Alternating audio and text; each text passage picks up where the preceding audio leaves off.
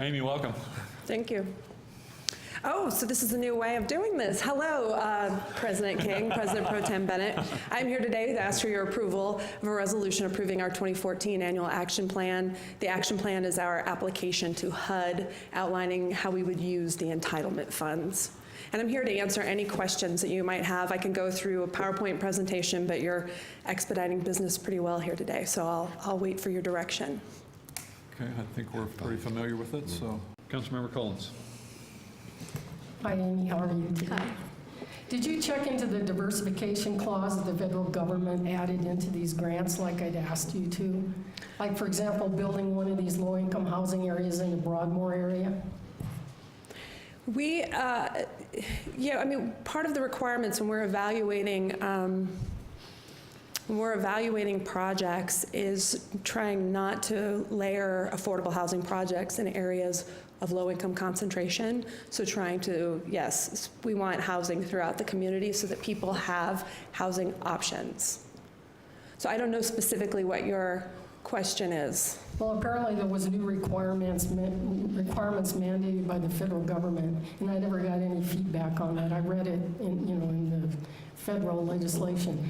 But my concern with this, with housing the homeless, is a year ago I had an addiction counselor friend. She'd actually worked with Ted Bundy and everything, and she asked to have a meeting with Dr. Holmes, and I know Dr. Holmes isn't working with the city anymore with his program. A lot of the homeless, the best way to get rid of the homeless is to give them a bus ticket back to their families. And this isn't even taken into consideration. It's like the taxpayer has to fund the homeless for housing. What they do is they go in, and I live in Southeast, I represent Southeast, they go into a low-income housing area, they drag it down, then they move on to the next new low-income housing facility. I just don't think that's right for the taxpayer. The federal government is what, $17 trillion in debt. They give money to the state gives money to the city, and we're enabling these folks to live off the taxpayers. I myself worked 2-3 jobs to put myself through a master's. I do not like the fact that a lot of the homeless are trying to get away from the police. For example, they don't want to pay child support. They just don't want to be found.